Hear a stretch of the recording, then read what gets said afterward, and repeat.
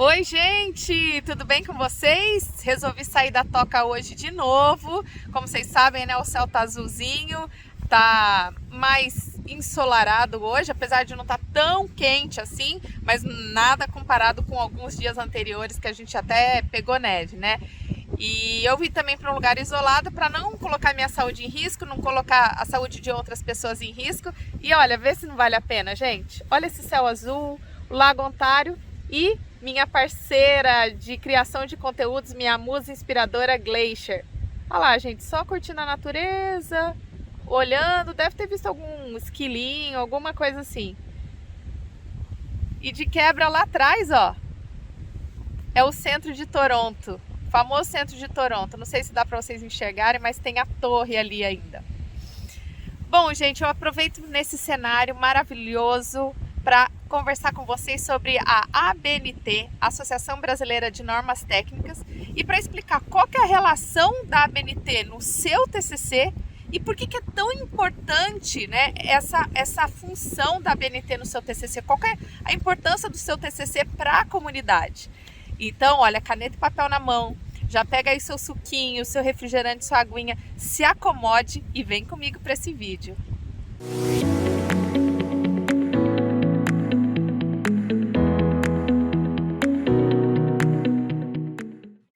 Então comecemos definindo a ABNT, Associação Brasileira de Normas Técnicas.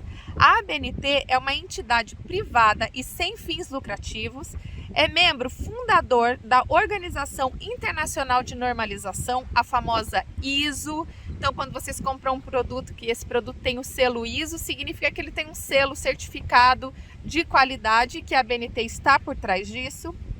É membro fundador também da Comissão Pan-Americana de Normas Técnicas e da Associação Mercosul de Normalização. É responsável pela elaboração das normas brasileiras, as famosas ABNT-NBR, as quais eu já falei algumas vezes, né, nos meus stories. Tem lá no destaque no Instagram eu falando dessas normas e eu ainda vou falar muito delas para vocês. E essas normas são elaboradas pelos comitês brasileiros, então ABNT/CB, pelos organismos de normalização setorial, ABNT-ONS, e comissões de estudos especiais, ABNT/CE. Todas essas informações eu adquiri no próprio site da ABNT e tem uma parte no site que chama Conheça a ABNT e eu achei muito interessante, então eu entrei lá e tem um texto que eu gostaria de lê-lo agora para que vocês comecem a refletir e entender o papel do seu TCC para a comunidade. Então vou ler agora para vocês. Começa assim: como é possível produzir um objeto? Como sabemos fazer algo, seja um machado, uma faca, um avião, um tecido, um tijolo ou um circuito para computador? Seja para uso pessoal, seja para uma troca econômica, não basta, para começar, que apenas um homem saiba produzir tais objetos. Também não adianta que ele seja capaz de fazê-lo apenas uma vez. O produto do trabalho humano é o produto da sociedade humana. Anotaram isso? Por favor, anote essa frase. O produto do trabalho humano é o produto da sociedade humana. E saber fazer alguma coisa significa que muitos homens, no presente e no futuro, em qualquer lugar, em qualquer tempo, também precisam ser capazes de fazer. Entenderam isso? Ou seja, o produto que você desenvolver hoje, seja amanhã, outras pessoas também têm que ser capazes de reproduzir, de fazer. Na realidade, o conhecimento teórico ou prático, desprovido dos meios para sua conservação e transmissão, pouco significa em si mesmo. O trabalho humano se torna material por meio de procedimentos, regras, instruções, modelos que podem ser repetidos, ensinados e aprendidos. Anotaram isso também, gente? Por favor, anotem isso. Olha só, o trabalho humano se torna material por meio de procedimentos, regras, instruções, modelos que podem ser repetidos, ensinados e aprendidos. procedimento, metodologia. Faz sentido para vocês? Pois bem, sem essa condição fundamental, que é a expressão do conhecimento em regras compreensíveis pelo outro, a civilização material não tem condições de se reproduzir. Ensinar e aprender a criar são atos que requerem uma linguagem comum. Eu achei esse texto tão maravilhoso, ao mesmo tempo que ele é simples, ele é tão maravilhoso. E eu queria que vocês entendessem, gente, que o seu TCC, ele é um produto. Ele é um produto de utilidade pública. Então é importante que você realize um TCC dentro de um padrão, e é por isso que a metodologia do seu TCC ela é muito importante, porque o seu trabalho ele tem que ser reproduzível ou reprodutível, não sei, enfim, entendeu? Por outras pessoas. O seu conhecimento ele tem que ser replicado, ele tem que se expandir. O seu TCC ele não termina em você, e por esse motivo é importante que tenham as regras, para que todos esses trabalhos estejam no mesmo padrão, para que trabalhos sejam comparáveis. Entenderam agora, gente, a importância das normas ABNT no seu TCC? Bom, então eu vou falar agora para vocês especificamente das normas ABNT no geral na estruturação do seu trabalho. Então, gente, eu larguei aquela minha paisagem maravilhosa e vim aqui na frente do computador para mostrar para vocês como que a ABNT ela determina, né, a formatação do seu TCC. Então, eu falei anteriormente que as normas elas têm o nome de ABNT-NBR e para o seu trabalho não seria diferente. Então, uma das normas da ABNT, né, voltadas para essa parte acadêmica, de trabalhos acadêmicos, é a ABNT NBR 14.724, que fala exatamente de como você deve apresentar o seu trabalho acadêmico. Principalmente aqui a gente está falando das monografias, não de artigos científicos. Então, se for o seu TCC tiver num formato de monografia, se a sua dissertação de mestrado ou a tese de doutorado, elas têm que seguir essa formatação. Então, mas aqui embaixo, a ABNT, ela traz como se fosse ela mostra a anatomia, né, do seu trabalho, a estrutura que seu trabalho deve seguir, e ela divide tanto em itens da parte externa quanto da parte interna.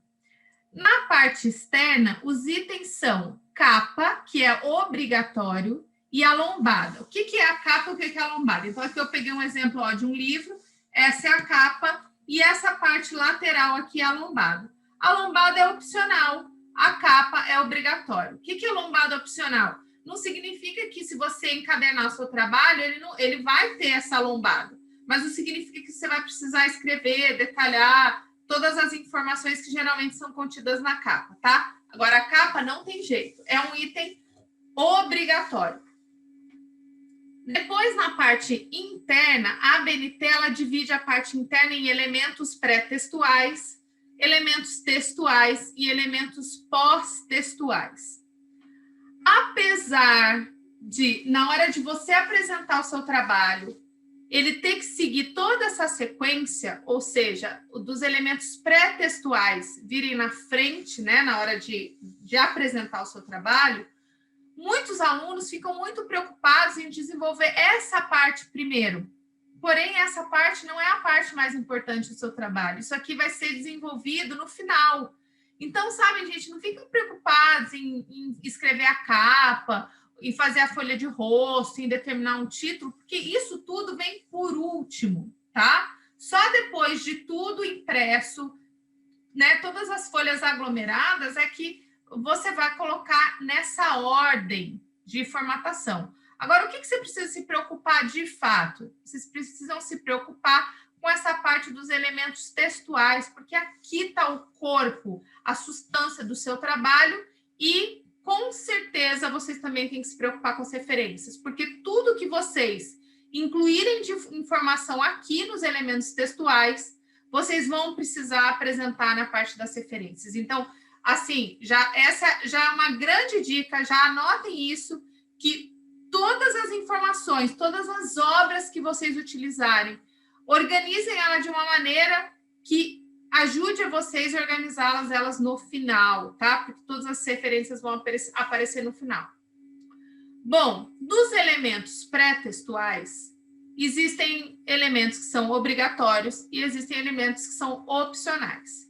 Se você decidir incluir todos na sua monografia, que não é nenhum problema, porque tem pessoas que querem, sei lá, fazer agradecimento, dedicatória, querem colocar uma epígrafe, e saibam que que vocês têm que seguir essa ordem, né? Que existe essa ordem, ela precisa ser seguida. Então, logo depois da capa, que é a parte externa do trabalho, a parte interna começa com a folha de rosto, e esse é um item obrigatório. Logo em seguida, você pode acrescentar errata, porque a errata é opcional. Seguida, então, da folha de aprovação, que é obrigatória. Logo depois, você pode incluir dedicatória, agradecimentos e epígrafe, todos esses itens opcionais. Depois, o resumo na língua vernácula, que é o resumo do país de origem. Então, no caso, no Brasil, vai ser o português, que é um item obrigatório. Seguido do resumo na língua estrangeira, que geralmente a gente faz com o inglês, então o resumo é chamado de abstract e também é obrigatório.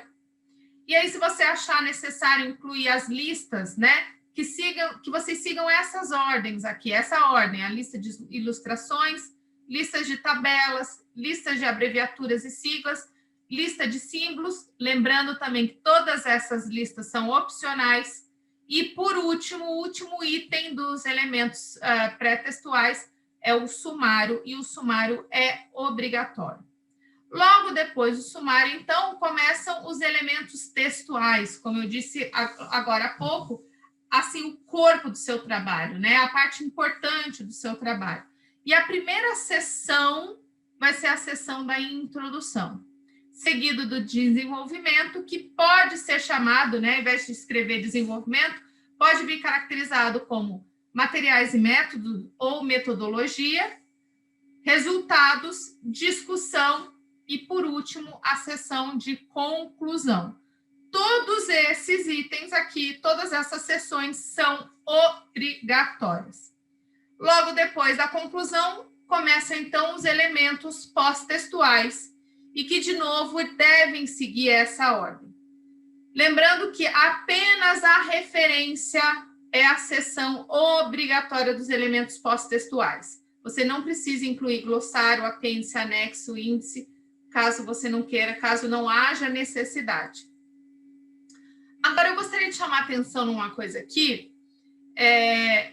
Quando a gente monta o trabalho, né, no final, quando ele estiver todinho construído, a gente precisa incluir a numeração das páginas.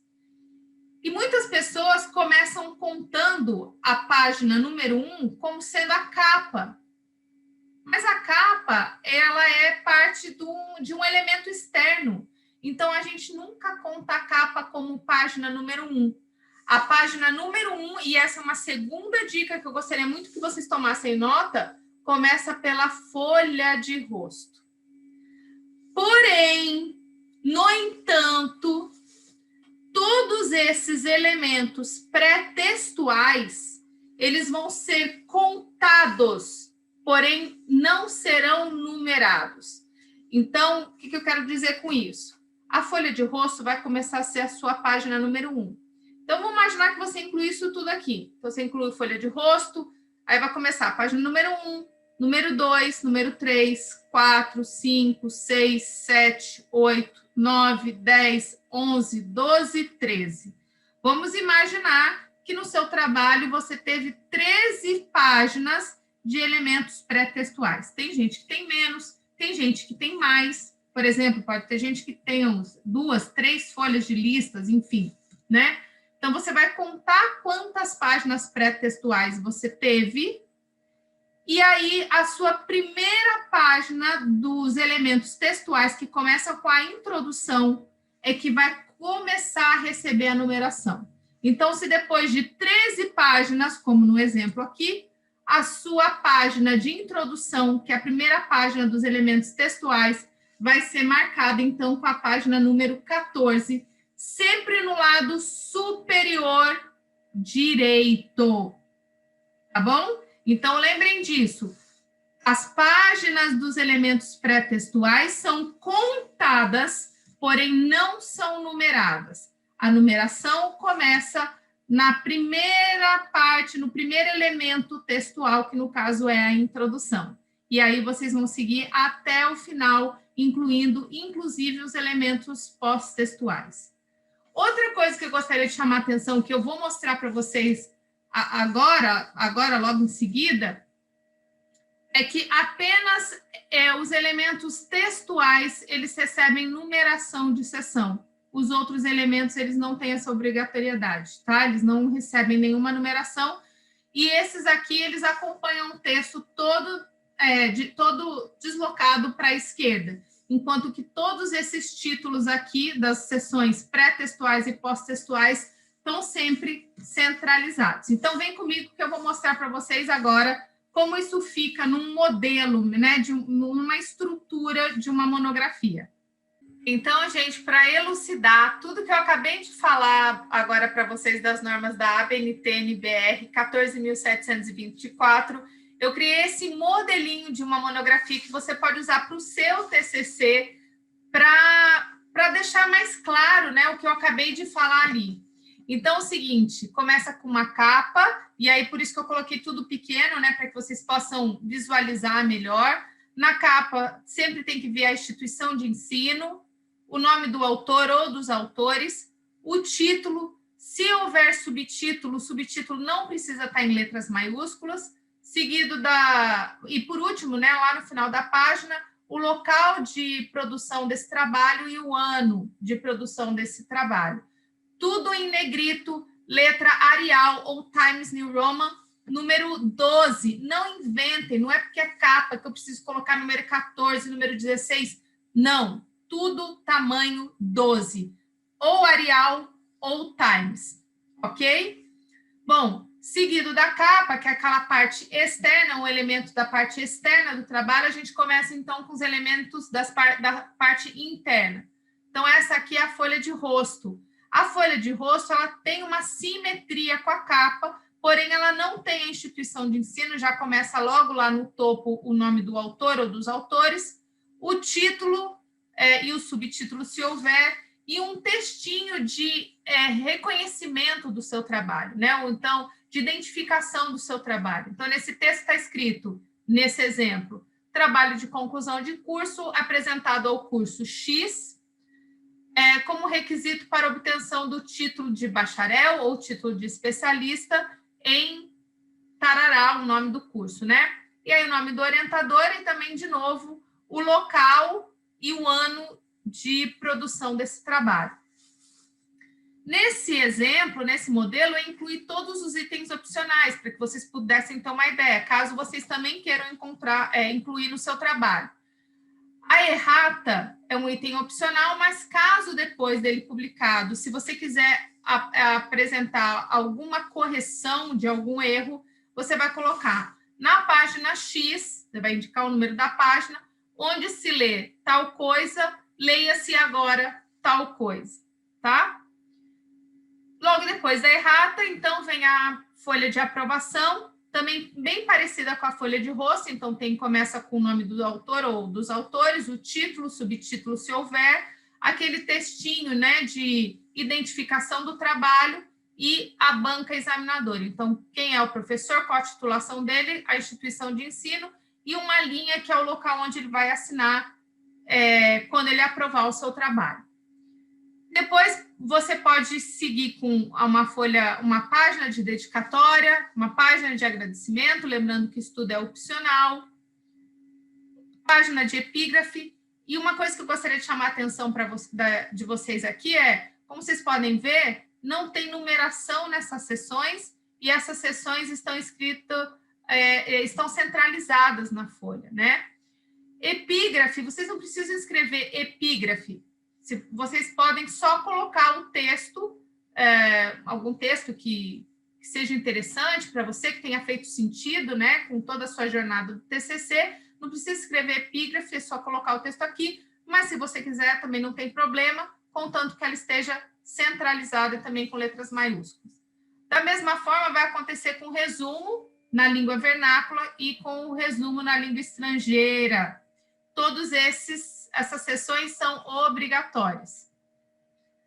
Caso você tenha figuras ou tabelas, né, e você queira incluir numa lista, então cria uma página para cada uma dessas listas, também são opcionais.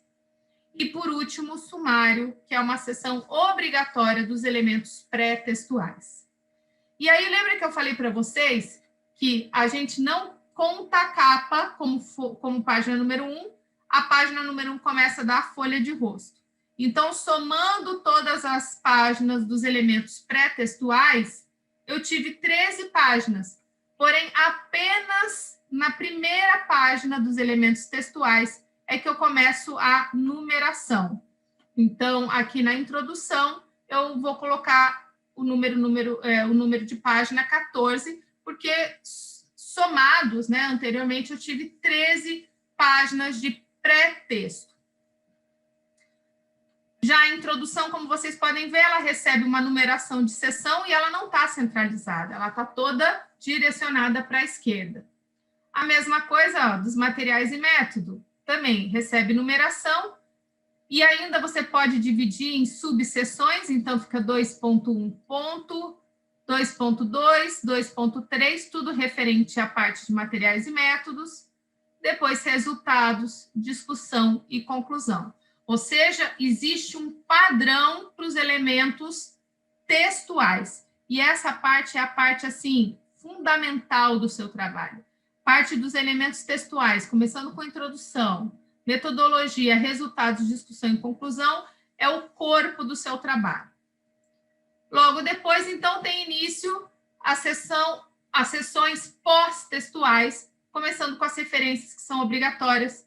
E aí, de novo, está centralizado, não tem número de seção, e aí, caso você sinta necessidade, você pode incluir glossário, apêndice, anexo e índice. Também todos os itens pós-textuais opcionais, e todos eles com a presença do número de página no canto superior direito. Isso aqui é tudo norma da ABNT. Uma outra coisa que eu queria mostrar para vocês, e que eu vou ampliar agora, esse texto, né, gente, é um texto genérico, não quer dizer nada. O que é importante vocês notarem aqui? De novo, ABNT, quando vocês estiverem escrevendo um texto, ou letra Arial, ou letra Times New Roman. Eu escolhi a letra Arial. Tamanho, sempre tamanho número 12, tá? Depois, vocês podem incluir aqui o espaçamento entre linhas. Espaçamento entre linhas de 1,5. E o texto tem que estar no justificado, o alinhamento do texto no justificado. Então, como vocês podem observar aqui, ó, tá vendo? Tá tudo no justificado. E com um parágrafo de 1,25. Ou então, vocês clicam no tab, sabe, no teclado? Você tem lá a teclinha tab, é só dar um clique no tab na frente do parágrafo, que ele já forma esse parágrafo aqui, esse dentinho aqui, e você já tem o parágrafo certinho. Isso aqui é norma básica, norma geral da ABNT. Entenderam, gente? Isso aqui é muito importante, porque isso aqui vai manter a qualidade do seu trabalho e vai permitir que o seu trabalho seja replicado, seja comparado, porque eles seguem a mesma formatação, a mesma padronização. Bom, gente, eu espero que vocês tenham aproveitado bastante esse vídeo, que vocês tenham entendido a importância, né, de padronizar o seu trabalho, que vocês tenham entendido que o seu trabalho não é importante só para você, mas que ele é um produto de utilidade pública. Então, quando você mantém uma padronização, você mantém a qualidade do seu produto, você permite que ele seja replicado. E isso é muito importante, entendeu? Então, todos os trabalhos acadêmicos, eles seguem essa norma e o seu TCC faz parte desse meio. Deixa aqui para mim nos comentários o que você achou de mais interessante nesse vídeo. Isso é muito importante para mim, o seu retorno, ele só me engrandece. E, ó, se inscrevam no Saia da Toca com Carli Coelho no YouTube, entendeu? Gente, é tão fácil. aperta o dedo naquele botãozinho de se inscrever, vai. E ó, se inscrevam também no @saia da toca com Carli do Instagram. Ative as notificações porque tem muito conteúdo quentinho vindo especialmente para você. Já dê o joinha nesse vídeo, compartilhe com os amigos e eu te vejo no próximo vídeo. Beijo, tchau!